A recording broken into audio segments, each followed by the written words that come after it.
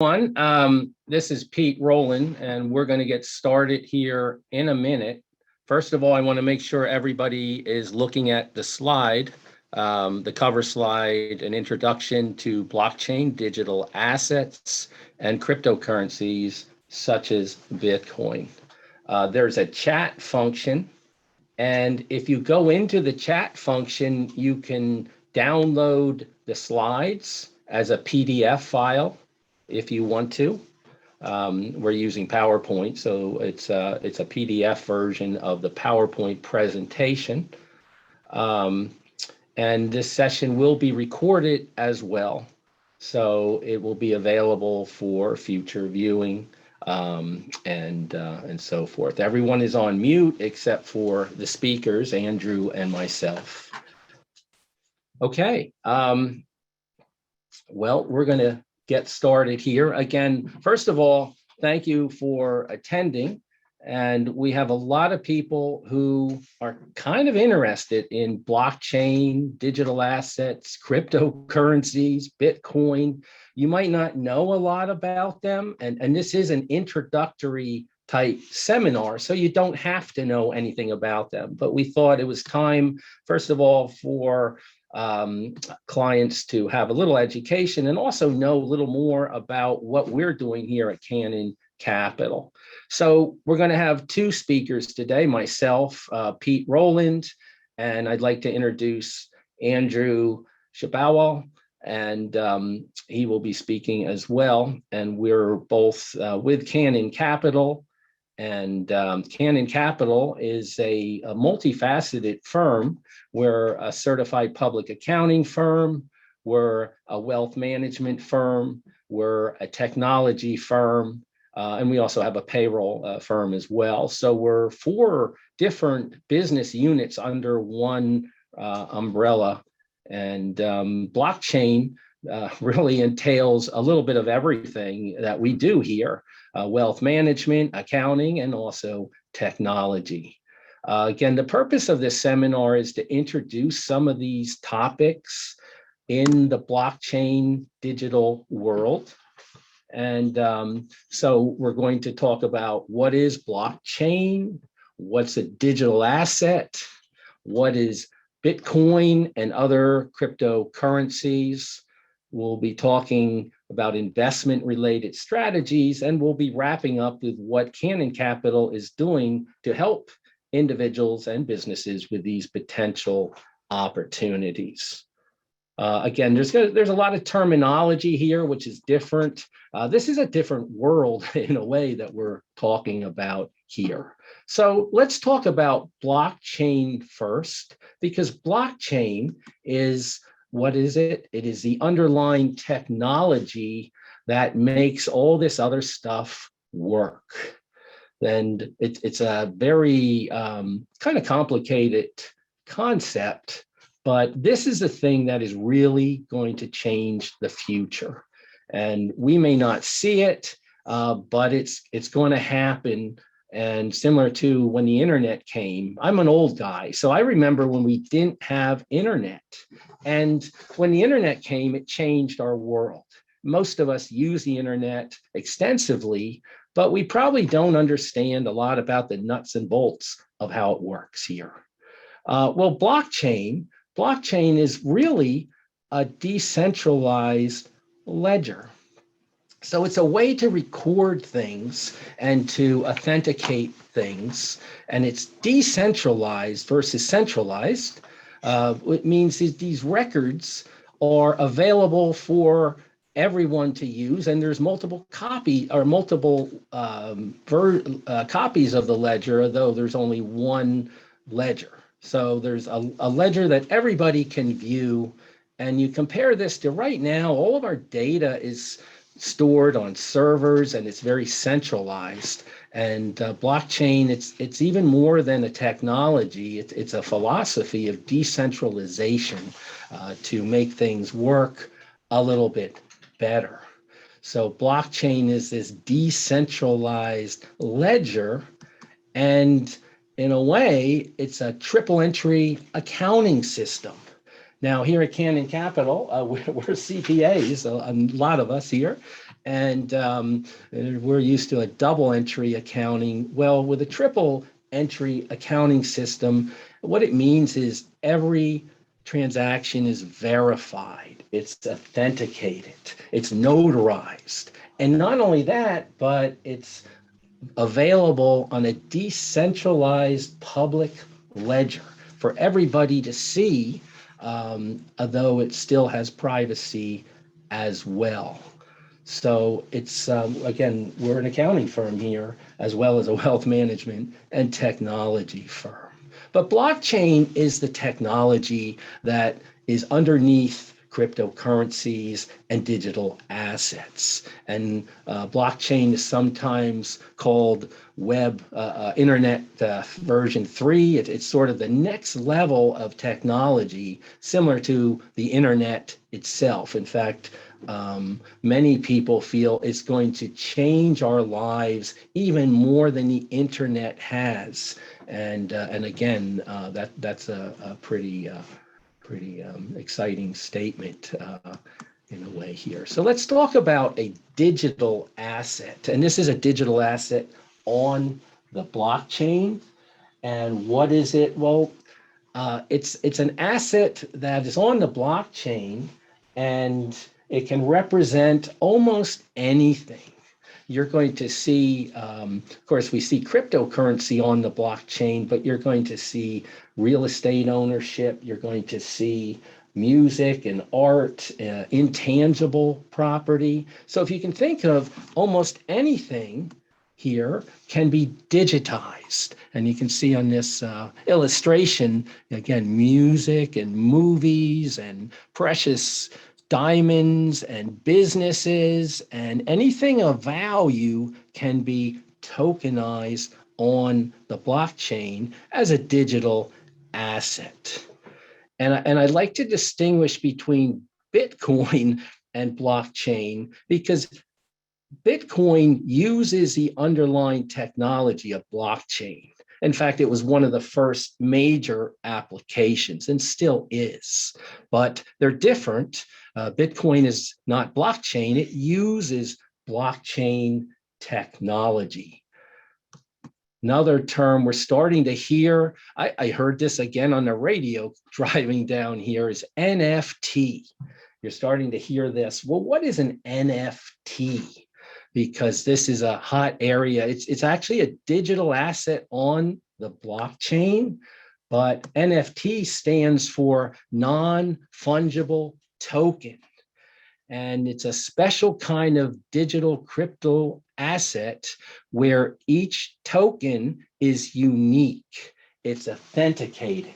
There's only one of them. Versus a fungible asset, there can be many of them. For example, a dollar bill, there's a lot of dollar bills out there. In fact, too many probably, but that's a fungible asset. Where an NFT or a non-fungible token asset is unique. And it's a way to authenticate ownership of assets like artwork, recordings, virtual real estate projects. And I'll use an example of a deed. We're probably, many of us, we have a house, a piece of real estate. Ownership is represented by a deed. And there's only one deed. There's maybe copies of a deed. You can send me a copy of your deed if I want to look at it, but there's only one original. That's what an NFT is. There's only one original. And with that type of technology, it's going to allow, for example, a musician to put their music up and control it and charge for it, versus right now you can copy all this stuff. The problem with our current internet is it's good at transferring data, but you can copy everything. In fact, if I send you a picture of something, it's a copy. Where with an NFT, it's going to be an original. And this is going to allow a lot of businesses to function differently. It's probably going to eliminate some things as well. NFTs, or non-fungible tokens, are here. And so some common use cases are in games and events and tickets. You buy a sporting ticket and you're going to get it as a non-fungible token: music, art, healthcare, and so forth. So we're going to see this, and this area is exploding. And some examples are in sports. We have Top Shot, which is the NBA, came out with NFTs, and they're sort of digital baseball cards, if you can picture baseball cards, but they're a video clip of a famous play, and they authenticate them as NFTs. So there's only a certain amount, or in some cases only one, and they create a lot more value.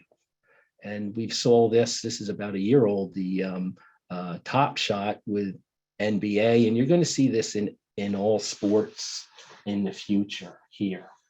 We also have, for example, Chili's is a blockchain token that represents ownership and participation in European soccer teams, fan tokens. So now you can help control the team. You can vote on players and so forth. So NFTs are becoming very big, and they allow us, again, to participate in different activities in different ways. So now let's get to Bitcoin and cryptocurrencies. Bitcoin is probably the most popular application. Just about everyone's heard of Bitcoin, and most people don't really know what it is. Bitcoin is a blockchain and represented by tokens, Bitcoins, as we call them. It was created in January of 2009 from a white paper written by somebody or some group of people called Satoshi Nakamoto. Nobody knows who Satoshi Nakamoto is, but they're credited to be the founder of Bitcoin. And it's actually a sort of a simple blockchain in that it tracks things. It tracks if you give a Bitcoin to somebody, they have one more and you have one less. It's not a real sophisticated blockchain. However, it's the first major blockchain, and many other applications are built on it. It's currently the largest cryptocurrency by market capitalization. As of yesterday, it was over $1 trillion of value for this blockchain. So this area is huge in terms of value creation, financial value creation.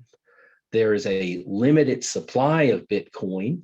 There's only 21 million out there. And that might sound like a lot, but it's really not. In fact, it's not even enough for every millionaire in this country to have one. So it's one of the characteristics that gives its value is a limited supply that can never change. And actually, it's estimated there's really only about 18 to 19 million out there, because in the early days of this technology, it was sophisticated, and sometimes people would lose Bitcoins or they're left on a computer. Now, they weren't worth that much, but so some have been lost over the years. So there's less than $21 million. It's a peer-to-peer network without any intermediate party. When you look at the world today, we have so many intermediate parties. For example, I'll talk about a bank, because if I deposit money in the bank, they pay me a little bit of interest, but they loan it to you and charge you a lot more interest. And that's how they make their money. But with the blockchain, we'll be able to work peer-to-peer directly with each other, and there will be no need for that middle institution, in my example, the bank here. So there's a very sophisticated cryptography surrounding these transactions. So it's a lot more secure than our current internet and current systems. These Bitcoins are issued when the blockchain is being built, and we call that mining. You might have heard of crypto mining. What that really means is it's helping, it's a transaction that's building the blockchain. If you can picture a block and a block and a block and a block and a block, that's what the blockchain is here. So that's Bitcoin in terms of characteristics. Let me give you a use case of how powerful this technology is. And this is a true story. It happened about 2 months ago. Somebody transferred $2 billion of Bitcoin to somebody else. And it cost them 78 cents to do that. Where if that $2 billion was transferred using our current banking system, the charges for that transaction would have been 1 to 3% or $20 to $60 million. And instead of taking 10 minutes, it would have taken 2 to 3 days. So there's an illustration of the power of this underlying technology, blockchain, and in this case with Bitcoin, how we transfer value here. And we might say, well, that's great, but $2 billion is a little bit out of our realm. So I'm going to use another example with remittances. Now, what is a remittance? It's when somebody in this country sends money home to another country. Maybe they're here working, they have family at home, and they want to send $200 this week home to the family to help feed everybody and support the family. It's a huge phenomenon. In the World Bank estimates that $470 billion of remittances happen a year. So this is big, and it's kind of expensive and takes a long time under the current banking system. In fact, the United Nations is said that the average was something like 6.5% of a charge to send $200 home. And it would take 2 to 3 days. And with the blockchain, they can send it home in Bitcoin or some other cryptocurrency, and it takes maybe 10, 20 minutes and costs less than $1.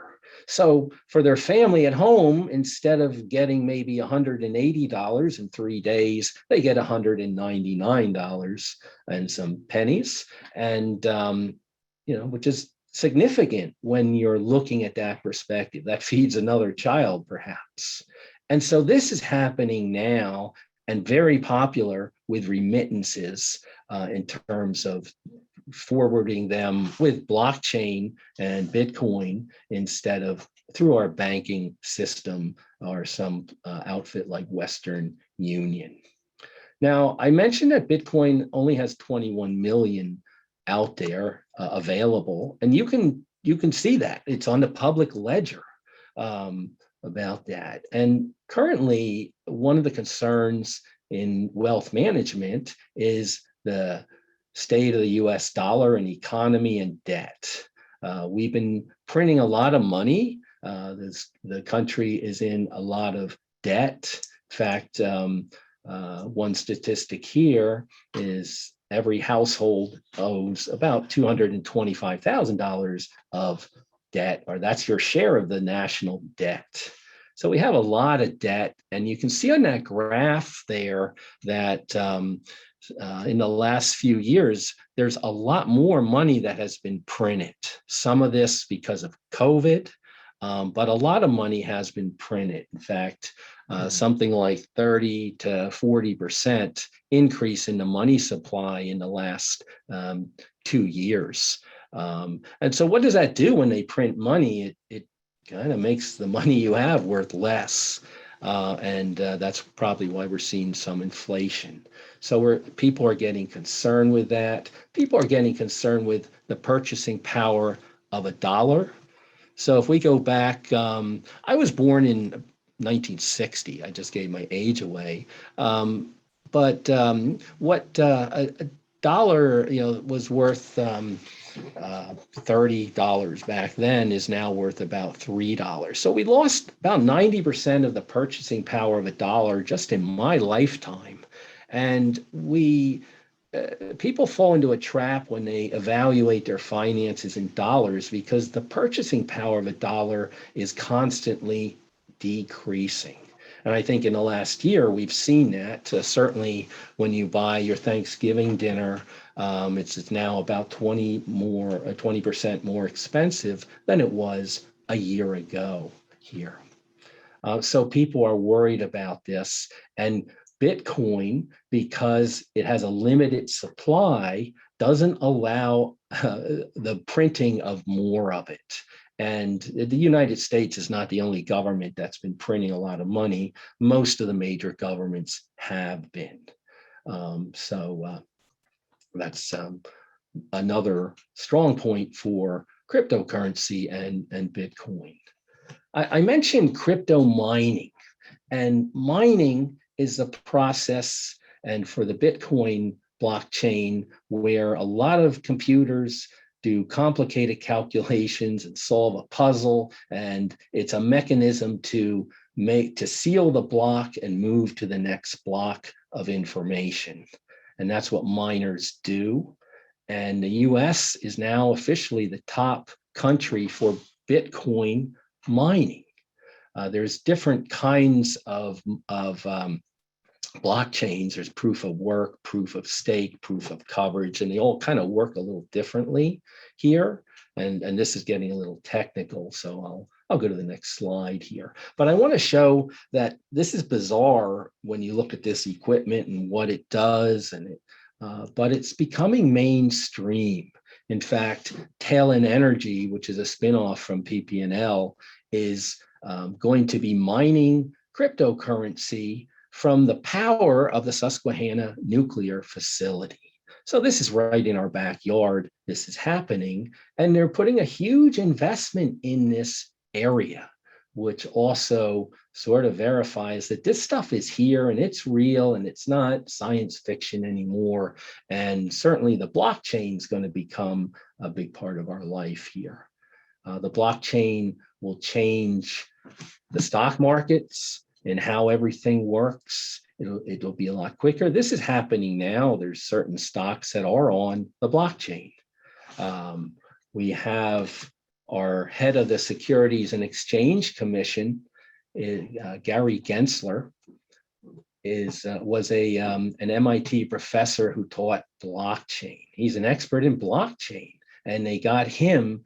In fact, they have several of the top people at the Securities and Exchange Commission were blockchain experts. So it shows, again, how the government's starting to gear up for this as well. The government's they don't know what to do because this is fairly new technology and it's sophisticated and complicated, and they don't have the regulation and the rules to deal with a lot of the things that are happening, and it's happening so fast.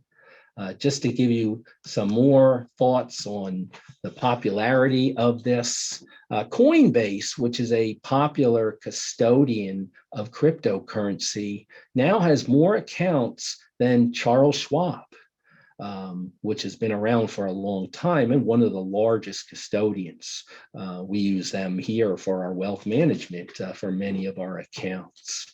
The country of El Salvador made Bitcoin legal tender a few months ago, and more countries are starting to do this. They're replacing their currency with Bitcoin for a number of reasons here. We have other countries that are legalizing and regulating the cryptocurrency. That seems to be the approach in the United States, is regulating this, versus China. They're trying to shut down cryptocurrency, and the United States, they want to control it, and they want to tax it too as well. So this is becoming, every day, every week, you hear more and more adoption of this technology here. The number of Bitcoins trading is now about $1 trillion. Public companies are buying Bitcoin for their cash reserves. Insurance companies, MicroStrategy, Tesla as good examples. Billions of dollars where they don't want to hold their reserves in dollars or fiat currency, as it's called, because it's not really backed by anything. They're holding it in Bitcoin. Many investment advisors are looking to optimize portfolios with cryptocurrency and recommending 1 to 5% allocation as an asset class. So even Goldman Sachs, one of the largest Wall Street firms, recognizes that cryptocurrency is an asset class. To give you an idea of size, and this is 6 months old, this slide, so the market's even higher, but it's trillions of dollars, and you can see that Bitcoin represents the largest type of cryptocurrency out there by far. It's about 50% or 60% of the value. Again, it was the first. It serves more as a store of value. It's not a sophisticated blockchain, but it's the biggest one. We also have others. We have Ethereum, which is number 2. And Ethereum's kind of a more powerful blockchain in that you have software on it, you have contracts on it. It actually does a lot more. It's not just a form of currency or value like Bitcoin. So this is huge. Again, it's very big. We see highlights. MasterCard is going to start allowing the merchants to be paid in Bitcoin and offer Bitcoin rewards. Just this last week in the sports world, we saw Crypto.com is paying $700 million to name the Lakers arena in Los Angeles the Crypto.com Arena. So this, again, is big, even because I'm not a Lakers fan. I'm a Philadelphia 76ers fan. And if you look at their jerseys, you see the logo Crypto.com as an official partner. So this is going to be becoming more mainstream. And you're going to see crypto, Bitcoin, blockchain. You're going to see those words more and more. El Salvador, as an example, and I mentioned they adopted Bitcoin as a reserve currency, is also big in mining. They're using volcanoes to power Bitcoin miners in their economy. And they're going to set up whole cities that are Bitcoin cities. They're at the cutting edge of a lot of this here. We have, besides Bitcoin, we have other cryptocurrencies. For example, we have stable coins. And a stable coin is pegged to a national currency, for example, the US dollar. So they're worth $1. And I have an example of the US dollar coin, which is one of the largest stable coins, USDC. And there's $36 billion in circulation, 1.3 trillion transferred on the chain, the blockchain, as of just last week.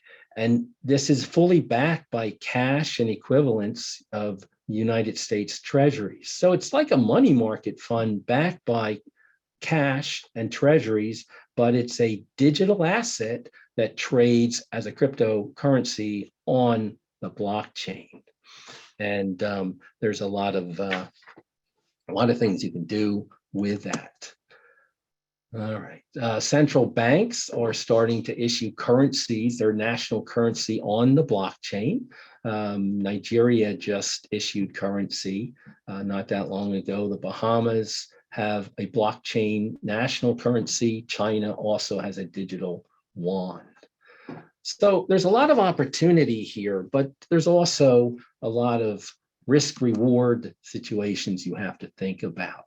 This is probably the most bizarre story here. Is one cryptocurrency, Shibu Inu coin.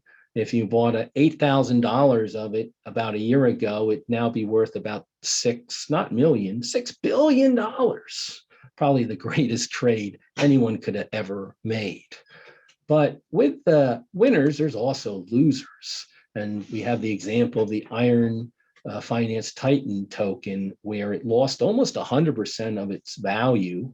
And it had big investors in it, like Mark Cuban, who owns the Dallas Mavericks, where you can lose everything here. So again, there's a lot of risk, a lot of reward. There's huge growth, and it's very, very new. We have a whole system called decentralized finance, which is financial systems on the blockchain. And with blockchains such as Ethereum, you can have bonds, you can borrow, you can have insurance, you can have derivatives, basically replacing a lot of the entities we have in today's world here.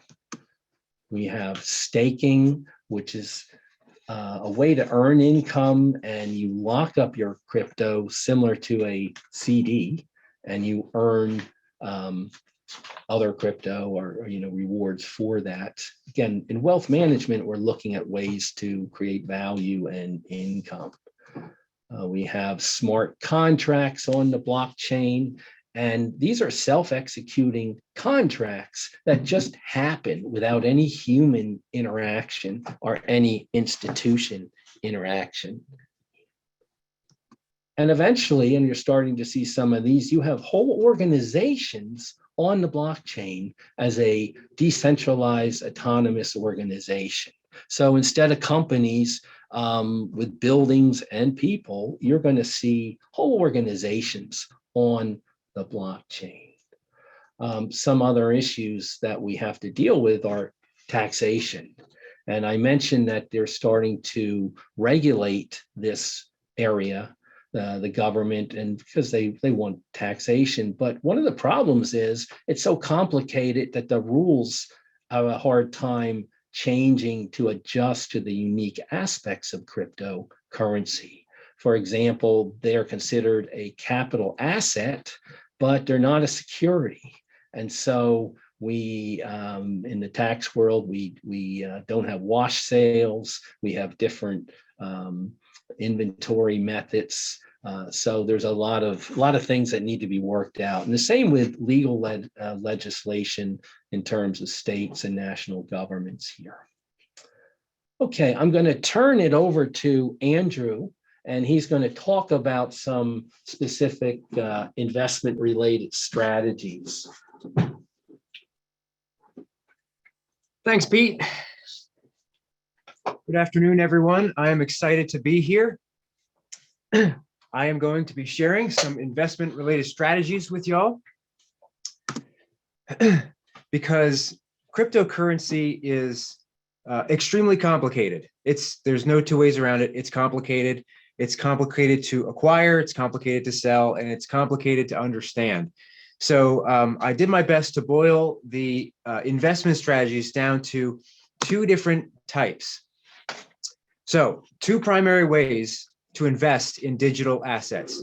Strategy number one is you can buy and hold. Strategy number two is volatility utilization.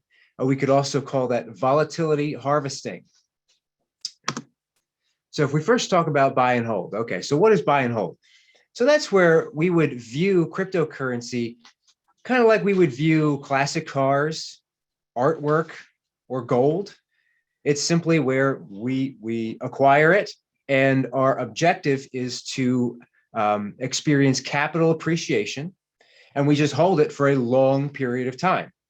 And we don't really care about volatility to that end because a lot of things are volatile. The stock market's volatile. So it goes up, it goes down. It doesn't really matter in the short term because we're interested in long-term capital appreciation.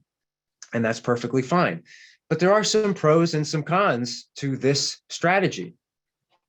So the pros. So for buy and hold, as I was saying, you have potentially large returns. As Pete said a moment ago, where that $8,000 investment turned into $6 billion. I mean, that's an extreme example of potentially large returns, but that's the type of stuff we're talking about with crypto, that you don't really find that in any other asset class. But even if you don't go that extreme, most of us here probably won't become billionaires from buying Shiba Inu, but there still are some large returns available for cryptocurrencies. So another pro for the buy and hold strategy is direct ownership, so that you fundamentally directly control the asset. So in a way of, when you have it in a private wallet, you have something called a public key and a private key.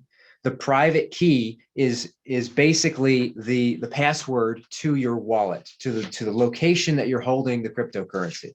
And as long as you keep that secret and you never tell anybody else, it is secure. No one can take that away from you, because they need that private key in order to have access. So you have a potential to have maximum security by direct ownership. Now, you can still participate in the buy and hold strategy and not have max security. So this is an extra initiative that you have to take to be secure. But that is a possibility for the buy and hold strategy. And then, of course, you have pure exposure. When you're directly holding an asset, you are directly participating in the ups and downs in that market. So there are other ways of holding cryptocurrency where you don't have that pure exposure. But if you have a direct ownership, you do have pure exposure. Now, what are the cons of the buy and hold strategy? Well, if you're actually owning cryptocurrency directly, you have to keep track of your tax basis. And that is a pain because every transaction is taxable. The IRS treats cryptocurrency as property. And so there are often times where you would need to purchase cryptocurrency in order to exchange it for another cryptocurrency. And that is a taxable event. And so you have to keep track of your basis. And there aren't that many easy ways of doing this. So it can be a little bit of a hassle, but so that's a con of owning it directly. And of course, you're susceptible to theft and loss. As I mentioned before, the direct ownership is kind of a pro, it's kind of a con, because you have the potential for maximum security, but if you don't do it just right, you are quite susceptible to having this stolen from you. And you don't really have any recourse. Once it's gone, it's gone. Now, another con with the buy and hold strategy is if you have the direct ownership of these assets and it's separate from all of your other investments, it's harder to see the whole financial picture. So it's possible with these major swings in value of cryptocurrency that your asset allocations can get skewed. And over time, you could potentially be taking on way more risk than you originally intended. If you originally started out with a couple $1,000s in crypto and you had a couple good years and now you've got $50,000 in crypto, well, that's a lot of money. And you might want to consider rebalancing that strategy. But if you have direct ownership and it's separate from your other investments, it's harder to see the whole financial picture. All right. So we talked about the buy and hold strategy. That's strategy number one. Let's talk about strategy number two. This is volatility utilization. And again, in other words, volatility harvesting. So let's get something straight. Digital assets are extremely volatile. But in addition to being volatile, they are also non-correlated to the traditional stock market. Now, this is very interesting. And it's actually kind of rare to have the ability to purchase into an asset class that is non-correlated. What do I mean by that? It means that Bitcoin and cryptocurrency, it will fluctuate in price independently of the stock market. So it's hard to predict what Bitcoin will do just by looking at the stock market. If the S&P 500 goes up, I have no idea if Bitcoin is going up or down, right? And if Bitcoin goes up or down, I don't really know what the S&P 500 is going to do. It's not correlated. And that's different from inversely correlated, right? So generally speaking, stocks and bonds are inversely correlated. One goes up, the other goes down, whereas crypto is non-correlated. There is no correlation. And that's really unique, and that's very powerful.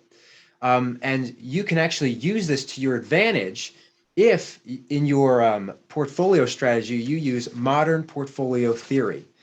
And now modern portfolio theory is kind of an advanced topic, and we're going to briefly discuss it in the next slide.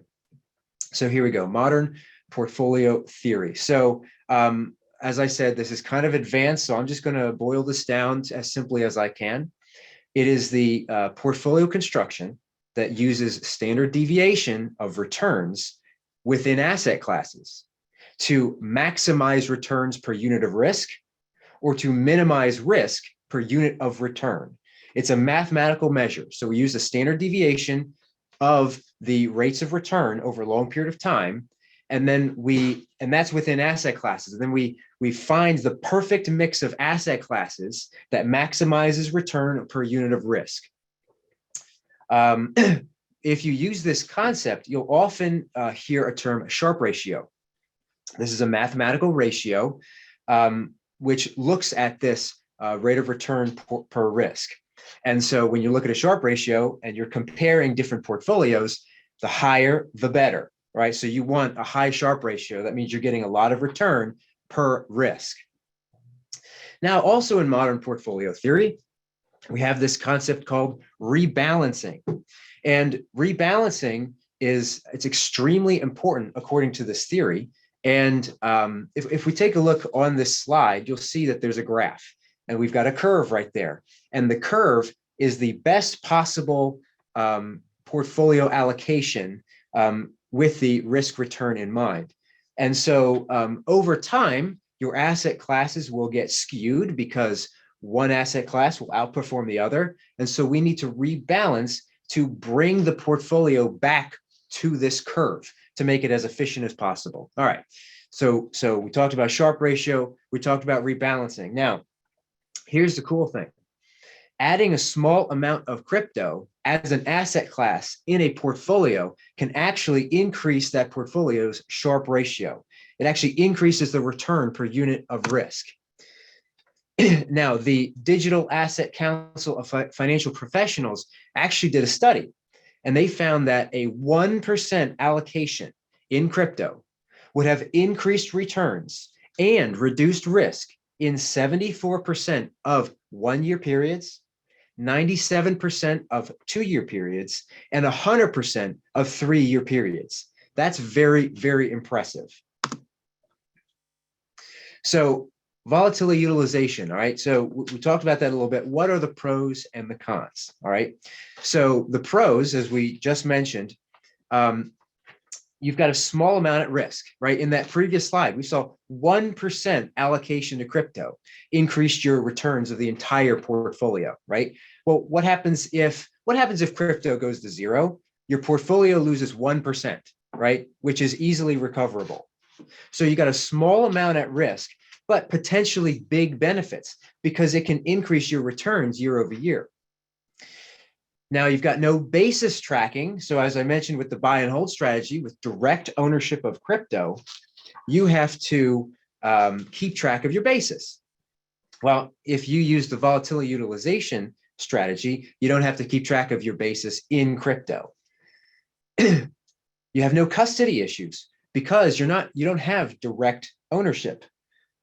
What you do have is ownership in SEC approved securities that trade on the stock exchange, on the stock market.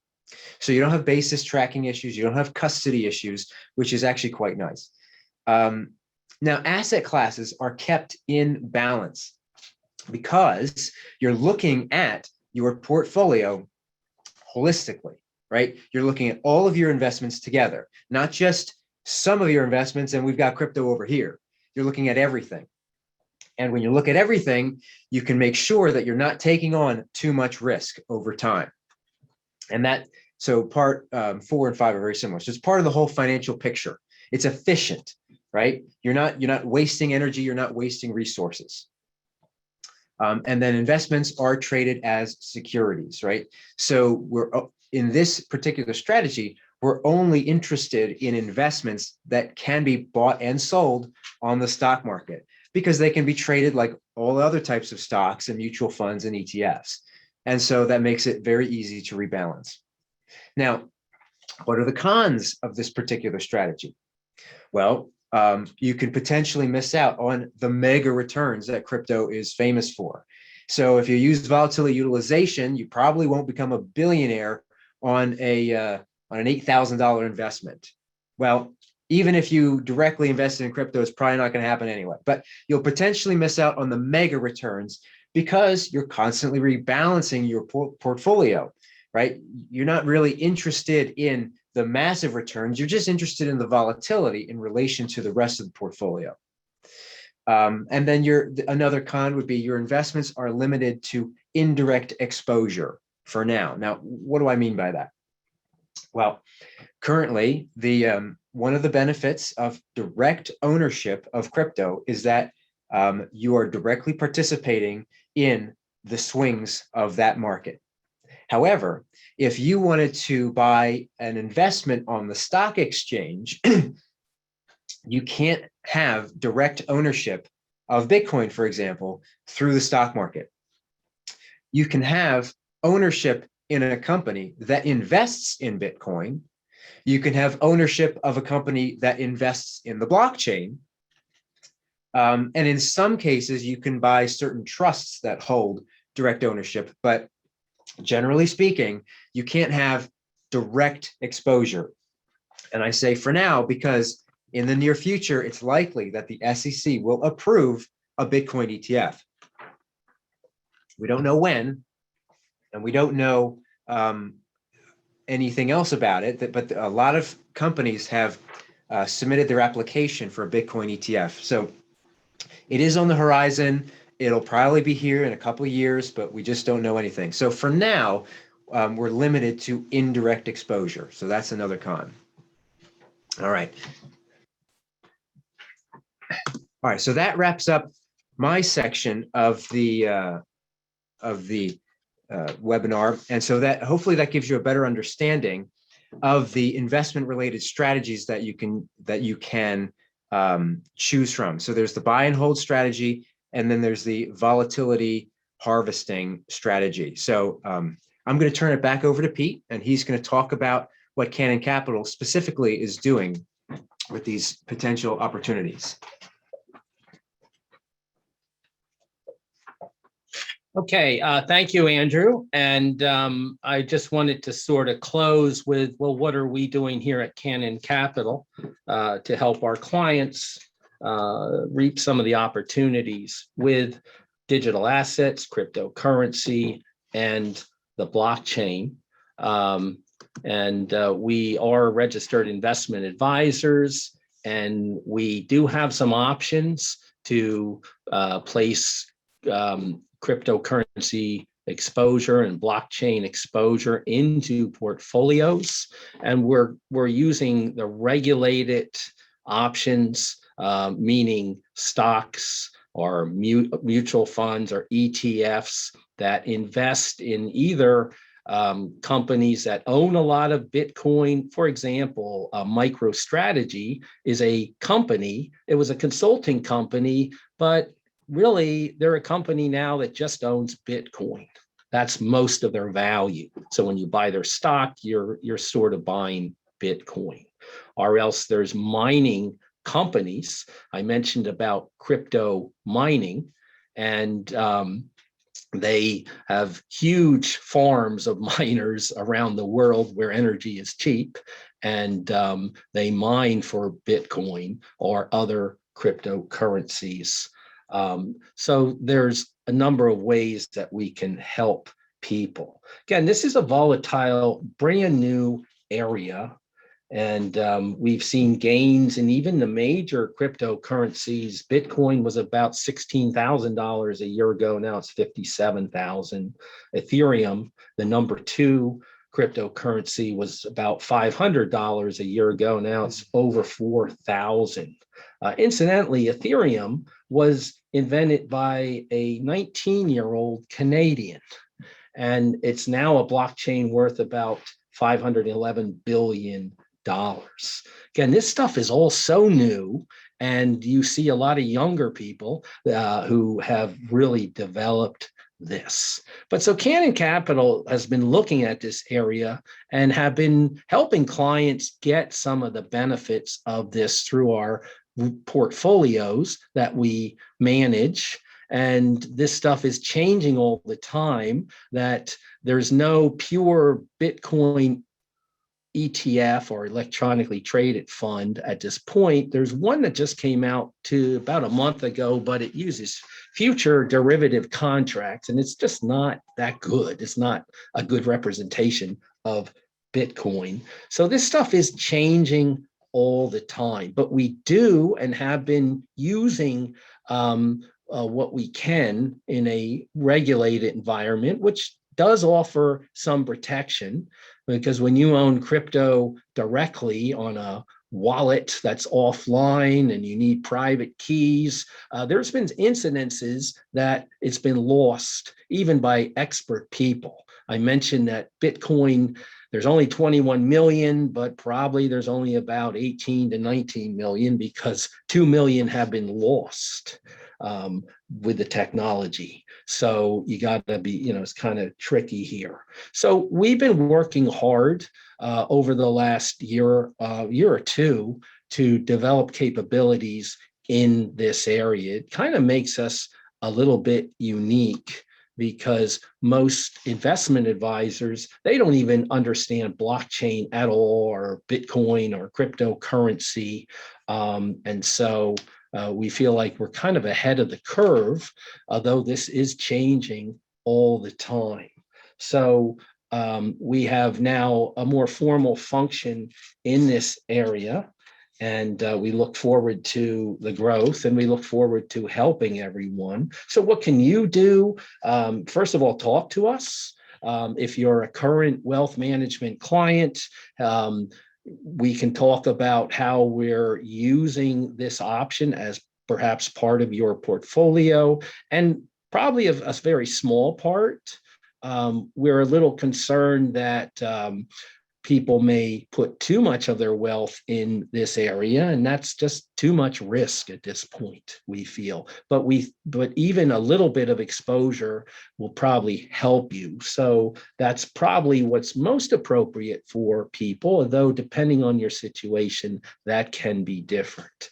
We've educated our advisors through programs to certifications to understand digital assets more and blockchain. And this will continue. We do have options now and in our current portfolios as well. And again, this is very different, because most investment professionals, they don't understand any of this. And so again, we're kind of ahead at this point. So if you know of anyone who might benefit from our services and this kind of unique aspect that we currently have, where we have the capability and we embrace it to use some of the crypto assets for reducing the risk in your portfolio, we are available. And again, this is changing all the time. Blockchain, you're going to see changes in business models. You're going to see changes in technologies. You're going to, and this fits all of Canon Capital and what our capabilities are. So this is sort of just the beginning of the change that we're going to see in the next few years. We all know that the COVID epidemic changed a lot of aspects of our lives, some for good. And this change just accelerated the adoption of this new blockchain technology. And it's going to hit us all so fast, we won't know what hit us. So, in the next year or so, you're going to be bombarded with a lot of this. We thought a seminar might be a good way to at least go over some of the basic concepts of blockchain, digital assets, and cryptocurrencies. And of course, within our wealth management business unit, our goal is to increase and protect your wealth. And we feel that this area should be part of that. So please feel free to contact us. Andrew is our designated digital asset specialist. There's his contact information. And again, we look forward to the future of using this asset class to help you and reach your goals. So again, I want to thank everyone for attending the seminar, and we're here for you. This seminar will be recorded. It is recorded, and so it'll be available in the near future. And if you have any questions or want to discuss anything further, please contact us and we would be glad to help you. So thank you very much, everyone. Have a great Thanksgiving.